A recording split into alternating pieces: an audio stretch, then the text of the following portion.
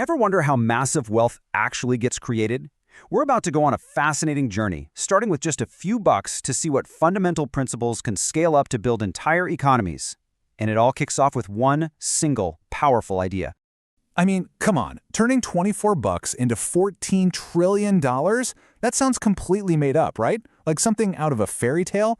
But what if I told you this incredible transformation is based on a real financial tool so powerful it's been called the eighth wonder of the world? Just look at that number, $14 trillion. It's one of those numbers that's so ridiculously big, it almost breaks your brain trying to imagine it. But it's the perfect way to illustrate one of the most powerful, almost unstoppable forces in the entire economic universe. Okay, so how on earth is this possible? What's the secret sauce? Well, I'll tell you right now, it's not magic. It's actually a pretty simple principle. But when you mix it with the most powerful ingredient of all, time, that's when things get really interesting. All right, so this whole idea comes from that legendary story about the sale of Manhattan Island, way back in 1626. The story goes it was sold for the equivalent of just $24. Now here's the fun part. If that tiny amount of money had been invested and it earned a pretty reasonable 7% return each year for 400 years, well, you guessed it. It would have ballooned into that mind-boggling $14 trillion figure. It's really just three simple things. A little bit of money to start, a steady rate of return, and a whole lot of time. So what's the engine driving this thing? It's a concept you've probably heard of, compounding interest. Think of it like a snowball rolling down a hill. At first, it's tiny, but as it rolls, it picks up more snow, gets bigger, and because it's bigger, it picks up even more snow, even faster. That's compounding. It's not just your original money earning interest. It's the interest itself that starts earning its own interest. That's why they call it interest on interest. And over a long time, the growth is just explosive. Okay, that Manhattan story is a fun what-if for sure. But how does this play out in the real world? You know, for you and me, or for actual businesses? Well, every single day, companies and people are making these huge decisions about the future, and it always boils down to this tricky balance between risk, reward, and the choices we make today versus what we want tomorrow. So let's get practical. Imagine you were a CEO. Your team comes to you with a project. It's going to cost $10 million right now, but they guarantee it'll bring in $15 million in 4 years. That's a $5 million profit. Sounds like a slam dunk, right? A total no-brainer. But is it? Well, not so fast. The answer, surprisingly, is it depends. It totally depends on what else you could do with that money. See, that project works out to a return of about 10.7% per year. That's pretty good.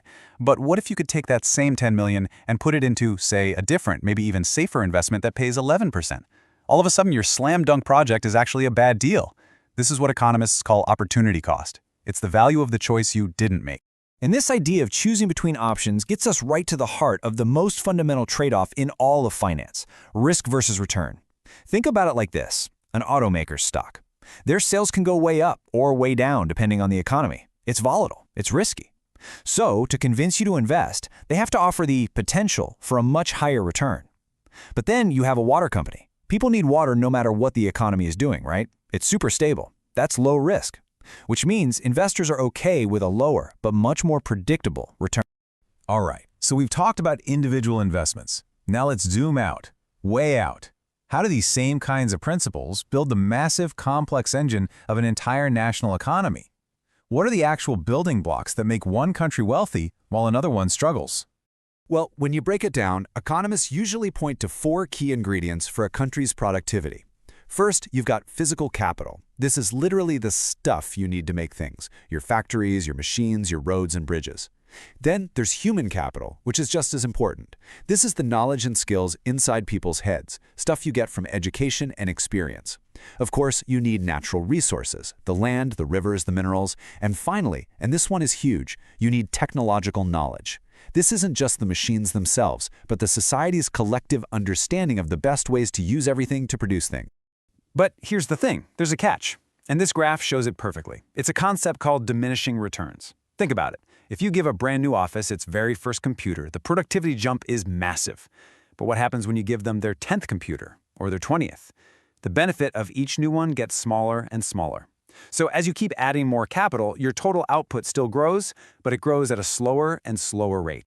And that's why human capital is such a game changer. Because unlike that 10th computer, investing in people, well, it just keeps paying off. Look at this stat from the US. For every extra year of schooling a person gets, Their wage has historically gone up by about 10%. That is a huge and incredibly consistent return on investment. So, you can have all the parts of the economic engine, right? The capital, the smart people, the technology, but they won't just start up and run by themselves. You need to create the right environment for them to work in. You need the right rules of the game for an economy to really take off. And you know what's crazy?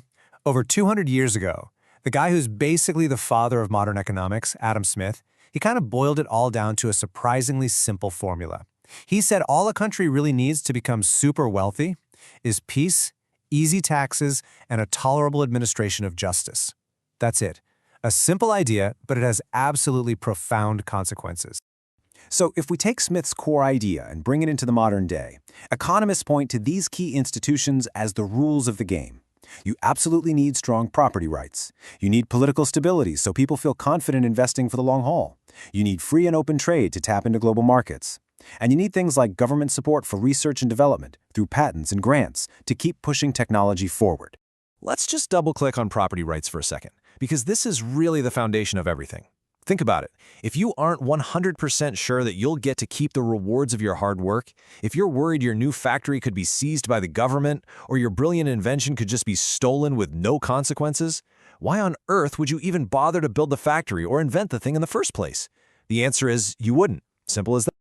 Okay, so we've got the financial tools, like compounding. We've got the key ingredients for a nation's growth. So how does all this come together to explain the massive, and I mean massive, differences in wealth we see across the globe? One of the most powerful explanations is something called the catch-up effect. Remember that idea of diminishing returns we talked about? Well, this is the flip side. For countries that are starting from a really poor place, they have very little capital. So those first investments, the first modern roads, the first good schools, the first factories, they have a huge impact. This allows them to grow way, way faster than countries that are already rich. And this chart is just a perfect real-world example. It's absolutely stunning. Just look at the period between 1960 and 1990. South Korea, which started off pretty poor, just exploded with growth, averaging over 6% every single year. Meanwhile, the US, which was already one of the richest countries in the world, grew at a much slower, but still steady, 2%. That right there is the catch-up effect in action. But on the flip side of that, what happens when those fundamental ingredients for growth just aren't there? Well, it creates some really tough challenges. This table looking at sub-Saharan Africa really highlights some of those headwinds. You see lower average years of schooling, geographic challenges like being landlocked, and critical health issues. All these factors are interconnected, and they make it so much harder to get that economic engine started and running. Okay, so that's the past and the present. What about the future? What's fascinating to me is that even the experts, the economists who study the stuff for a living, are completely split on what's next. A poll asked them if they thought new innovations would be powerful enough to keep growth rates high, and look at this. A huge majority are either totally uncertain or flat out disagree. Only a tiny fraction are confident. That tells you that the path forward is anything but a sure thing.